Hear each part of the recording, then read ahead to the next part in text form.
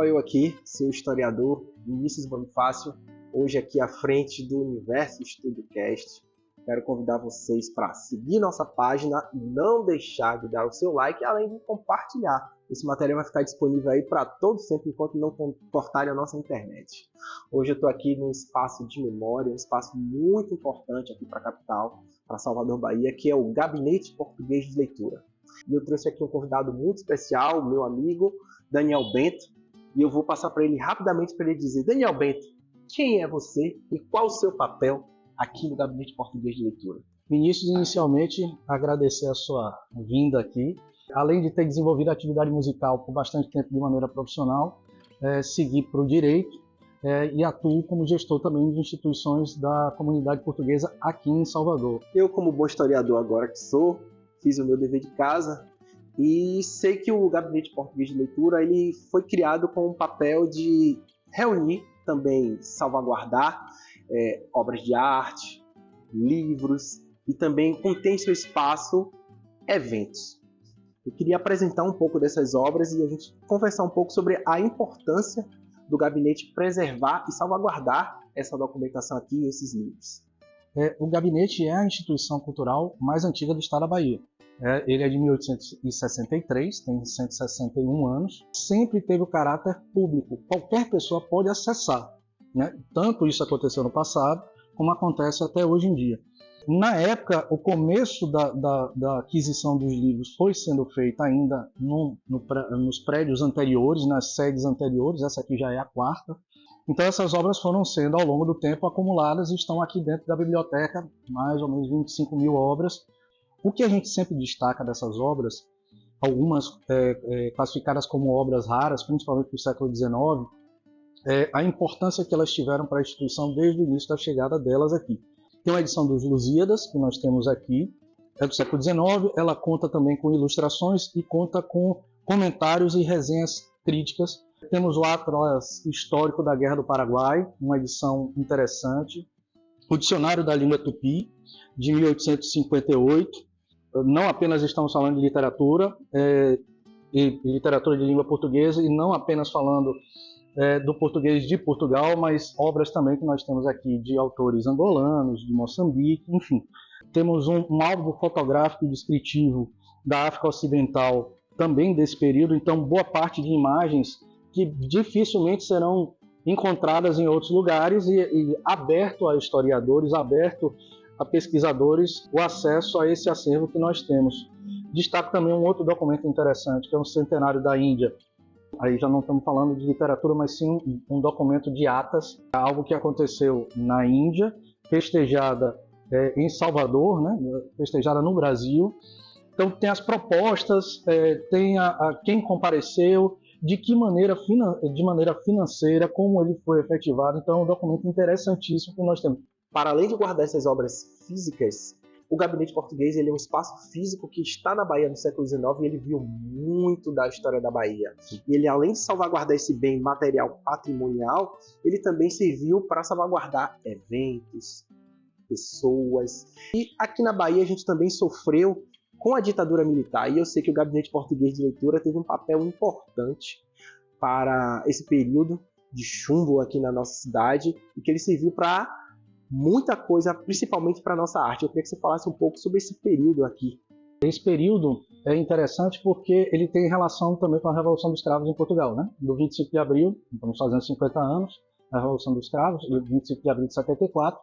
Logo no ano a seguir, em 75, funcionava aqui no gabinete, à época, o Consulado de Portugal. Como o momento era um momento de democracia, de liberdade, Portugal precisava isso ser divulgado aqui também.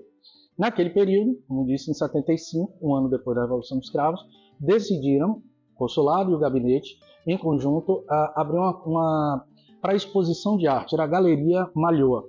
José Malhoa é um importante pintor português do quadro O Fado, que é um dos quadros mais lembrados de Portugal. Então, naquele período, entre 75 e 85, o gabinete atuou como uma galeria de arte, onde havia total liberdade de exposição. Então, boa parte dos artistas que não encontravam possibilidade diante desse contexto político à época, conseguimos fazer exposições aqui. Alguns lugares isso aconteceu. Eu sei que o Goethe, o ICBA, né, o Instituto Cultural Brasil-Alemanha, tinha essa função também, exerceu essa função também à época, e o gabinete também. Estamos em processo de pesquisa sobre, nós temos esse material de quem foram os artistas que fizeram exposições aqui, individuais e coletivas, grandes exposições aconteceram, verificamos que as exposições encerravam uma exposição, já tinha outra imediatamente sendo armada no mesmo dia para estrear no dia seguinte, então tinha uma atividade muito significativa nesse período de 10 anos, então com a possibilidade da manutenção da produção de artes plásticas aqui em Salvador, sem limites e sem censura. Você explica um pouco para a gente por que essa mudança de lugares? 4 edifícios, as outras edificações ainda existem, e qual o motivo e escolha do gabinete ele se alocar aqui na Piedade? É por conta dessa centralidade mesmo que eu disse, já que ele está aqui desde o século XIX, então a cidade de Salvador meio que se concentrava aqui. Dessa vez, o objetivo é que escolhesse o local e fosse construído de maneira, não um local que já existisse a construção imobiliária, mas sim que pudesse ser feita uma construção, como foi feito aqui, em estilo manuelino, no caso neo-manuelino. Então, a busca na época começa em 1910, encontra-se em torno de 1912 a 1913, decide-se pela Praça da Piedade, e respondendo, efetivamente era a centralidade, o ponto principal. Esse é um ponto muito interessante da cidade, mas para você fazer uma arquitetura, que a ideia era essa, fazer uma arquitetura neo-manuelina, que é arquitetura de impacto, você precisa que o local esteja numa praça, porque a quantidade de detalhes desse tipo de arquitetura precisa ser vista a uma certa distância, porque senão não consegue enxergar. Se fosse numa rua como a própria Rua Chile, teria dificuldade da pessoa verificar pela proximidade. Então precisava se achar uma praça, e aí era a Praça da Piedade. A arquitetura típica de Portugal do século XVI, seguida com rigor, tanto na parte externa da fachada, como internamente, aqui vocês observam, tanto na biblioteca quanto no salão lá em cima. Mas, evidentemente, não é século XVI, já é século XX, então é neo-manuelino. Detalhes sempre remetem àquele período do século XVI, de muito ao mar, sempre a navegação. Então, cada detalhe aqui do prédio sempre remete a essa condição. E aqui no Gabinete Português, eu sei que ele tem essa história com a arte, principalmente com a música. A gente sabe que tem concertos que acontecem aqui no Salão Nobre. Mas como é que acontece esse momento do Daniel Bento, músico saxofonista, passar agora para uma outra função? Eu recebi o convite de Rodrigo Leitão, que já à época era o presidente da instituição, e aí eu entrei com ele como vice no período da gestão dele. E nesse primeiro convite, nessa primeira etapa do convite, quando eu estive aqui para conversar, desse momento, dessa reunião, tinha um piano de cauda lá em cima. Eu disse, opa, tem um piano de cauda, a música está presente aqui. Isso me influenciou bastante para a tomada de decisão de fazer parte também do gabinete. Verificar que tinha um piano de cauda num salão é um forte indicativo, não é só uma pista, é um forte indicativo de que concertos, de que música fez parte de maneira significativa da instituição.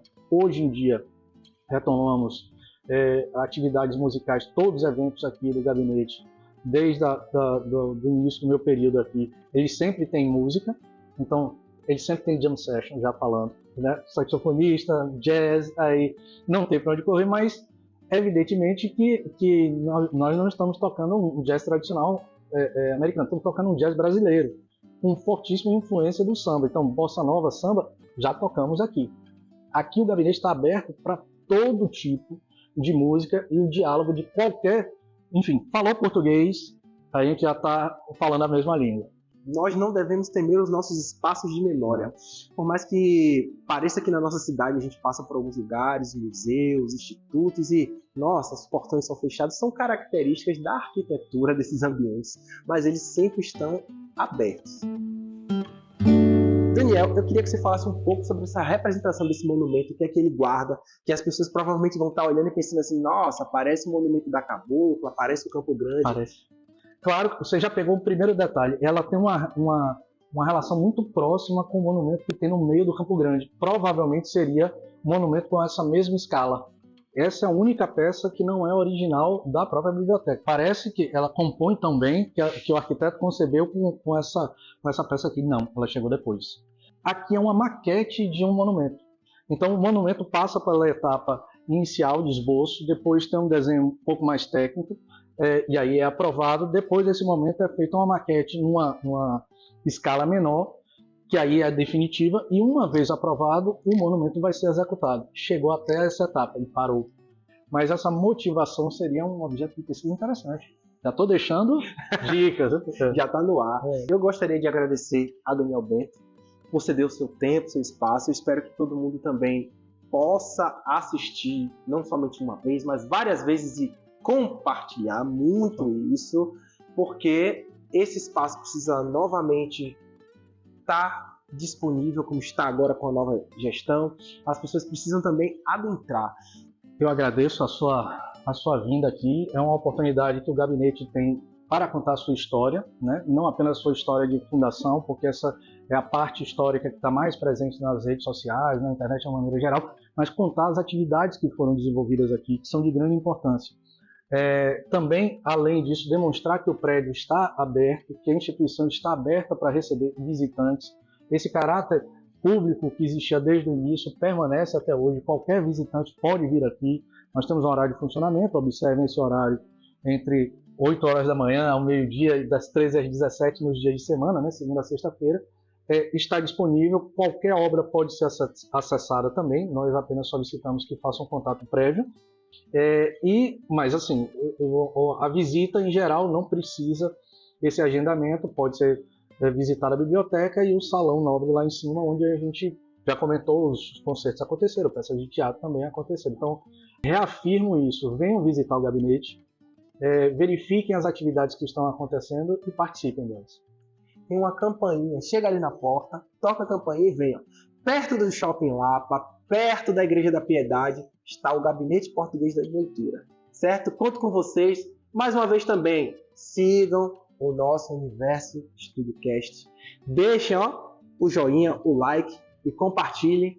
Gratidão a todos vocês.